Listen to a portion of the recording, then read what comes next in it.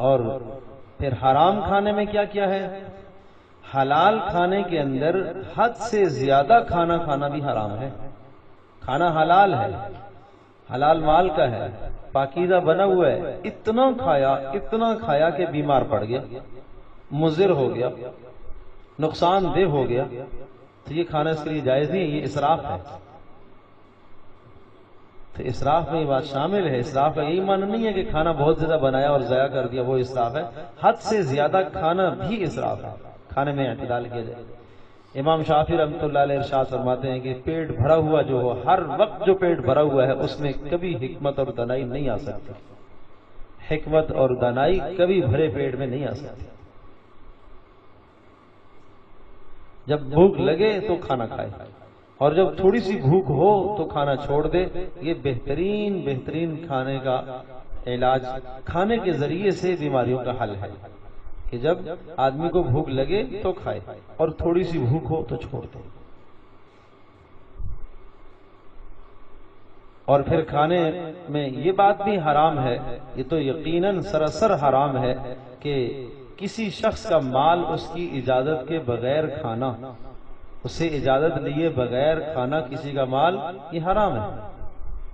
لیکن اگر آپ کا کوئی اپنا دوست ہے، قریبی ہے، رشتہ دار ہے، جیسا کہ اپنے گھر کے اندر دوسرے کا مال ہے، ماں کا مال، باپ کا مال، بھائی کا مال، بہن کا، چچا کا، ماموں کا، خالہ کا، پھوپھی کا یا قریبی دوست کا، یہ تمام اموال، ان تمام لوگوں کے مال، ان تمام لوگوں کی چیزوں کو بلا اجازت لیا جا سکتا ہے، لیکن اسی شرط کے ساتھ کہ ان کو برا نہ لگے۔ اگر بھائی کی چیز آدمی کھاتا ہے اور بھائی کو برا لگتی ہے تو جائز نہیں ہے، بہن کی چیز آدمی کھاتا ہے اور بہن کو برا لگا ہے تو جائز نہیں ہے، دوست کی چیز آدمی کھاتا ہے، ماں باپ کی لے لیتا ہے چیز بلا اجازت اور ان کو برا لگتا ہے تو یہ جائز نہیں ہے۔ طیب خاطر شرط ہے، حدیث پاک میں آتا ہے کہ ایک مسلمان کے لیے حلال نہیں ہے، جائز نہیں ہے کہ دوسرے مسلمان کا مال کھائے مگر اس کی دلی اجازت سے، الا بطیب نفسہ، طیب نفس کے ساتھ۔ محدثین نے بڑا عجیب نکتہ یہاں پر لکھا ہے، طیب نفس کہا، طیب قلب نہیں کہا۔ قلب اور نفس الگ، نفس ویسے ہی گناہ کی طرف آدمی کو مائل کرتا ہے، تو قلب اس لیے نہیں کہا کہ بسا اوقات دل اجازت دیتا ہے، نفس اجازت نہیں دیتا، یہاں نفس کی اجازت ضروری ہے، قلب کی نہیں، نفس کی اجازت ضروری ہے۔ تو طیب نفس کے ساتھ اگر کوئی اجازت دیتا ہے تو ٹھیک ہے، آپ کو پتہ ہے ہاں یہ میرے کھانے سے ناراض نہیں ہوگا یا یہ میرے کھانے سے خوش ہوگا، تو پھر بلا اجازت بھی آپ کھا سکتے ہیں، لیکن وہی گھرانے یا وہی افراد کا مال جن کا میں نے تذکرہ کیا ہے۔ اس کا تذکرہ چونکہ قرآن مجید میں سورۃ النور میں اللہ پاک نے ذکر فرمایا ہے، تو اگر ان لوگوں کو بھی برا لگ رہا ہے، باپ کو، ماں کو، بھائی کو، اور اسی طرح سے جناب چچا کو اور ماموں کو، خالہ کو، پھپھو کو، ان سب کو اگر برا لگ رہا تو پھر ان کی اجازت کے بغیر پھر بھی لینا جائز نہیں ہے۔ اور دوسرا احرم الحرام، زیادہ حرام، بڑا حرام۔ بڑا حرام کیا ہے؟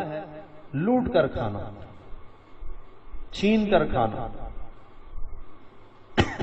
چھین کر کھانے سے یہ بات آئی کہ جہاں حد درجے کی بے تکلفی ہے، حد درجے کی بے تکلفی ہے، بسا اوقات ایک دوسرے سے چھین کر کھانا وہ باعث لذت ہوتا ہے، وہ کوئی مذائقہ نہیں ہے۔ حد درجے کی بے تکلفی اور حد درجے کی محبت، میاں بیوی دونوں آپس میں کھا رہے ہیں، ایک چیز ہے، ایک جھپٹے مار رہا ہے دوسرا جھپٹے مار رہا ہے، یہ کوئی مذائقہ نہیں ہے، یہ چھیننا محبت کے لیے ہے۔ یہ قرآن میں آیا یتنازعون فیہا کأسا لا لغو فیہا ولا تأثیم، اہل جنت ایک دوسرے سے جنت کے شراب جو ہوں گے ان کی گلاسوں کو چھین چھین کے پی رہے ہوں گے، وہ چھیننا برا نہیں ہے، اس لیے کہ دونوں کو برا نہیں لگ رہا، اور وہ یقیناً دونوں میں سے ہر ایک دوسرے پر ایثار اور قربانی کر رہے ہیں، بس ایک محض ایک تفریح کے لیے۔ تو دیکھو اسلام کس قدر ہمیں تفریح کی اجازت دیتا ہے،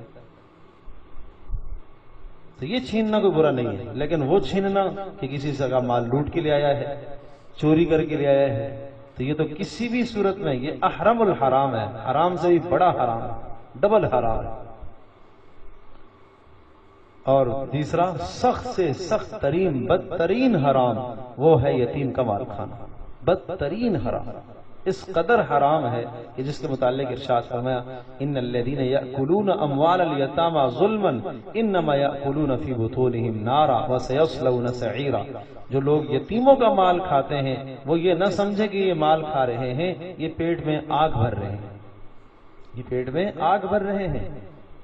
وسيصلون سعيرا، بھڑکے گی آگ جب میدان محشر میں جائیں گے.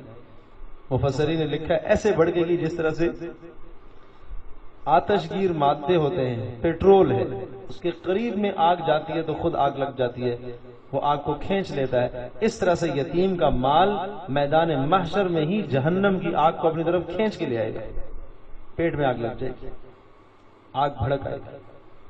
اس لیے یتیم کا مال رشتہ داروں میں، عزیزوں میں، بھائی کا مثلا انتقال ہو جاتا ہے تو بھائی کے بچے وہ یتیم ہیں، ان کی کفالت کرو. کبھی کبھی ایسا ہوتا ہے کہ بھائی کا مال دوسرے رشتہ دار آپس میں تقسیم کر لیتے ہیں، ہڑپ کر جاتے ہیں، یتیموں کو کوئی حصہ نہیں ملتا، تو ایسا کرنا ناجائز ہے، حرام ہے. ایسے حرام مال کھانے سے عبادت بھی قبول نہیں ہوتی. تو کھانے پینے میں ان تمام چیزوں میں اسراف سے انسان اپنے آپ کو بچائے. اللہ کا ارشاد ہے کھاؤ اور پیو لیکن اسراف نہ کرو، اس لیے کہ اسراف کرنے والا اللہ کے نزدیک پسند نہیں ہوتا. اور اسراف سے بڑھ کر پھر جہاں مال خرچ کرنے کی ضرورت نہیں ہے وہاں خرچ کرتا ہے تو وہ تبذیر ہے. وہاں ارشاد فرمایا ان المبذرین کانوا اخوان الشیاطین، تبذیر کرنے والے، حد سے زیادہ بے جا اسراف کرنے والے مال کو، وہ تو شیطانوں کے بھائی ہیں. تو اپنی زندگی پر غور کریں، ہم سب اپنے گھروں پر غور کریں، اپنے معاملات کو دیکھیں، کپڑوں کو، کھانے پینے کی چیزوں کو، کہیں یہ سارے چیزیں، سارے اموال ہمارے گھر میں اسراف تو نہیں ہے، فضول خرچیاں تو نہیں ہیں. جو چیزیں فضول خرچی کے گھر میں نظر آئی ہیں اللہ کی رضا کے لیے، اللہ پاک کو راضی کرنے کے لیے ان چیزوں کو گھروں سے نکالو، فروخت کر دو، صدقہ کر دو، کسی کو دے دو، آخرت سنور جائے گی، آخرت بہتر ہو جائے گی. اللہ پاک ہم سب کے لیے عمل کرنا آسان فرمائے.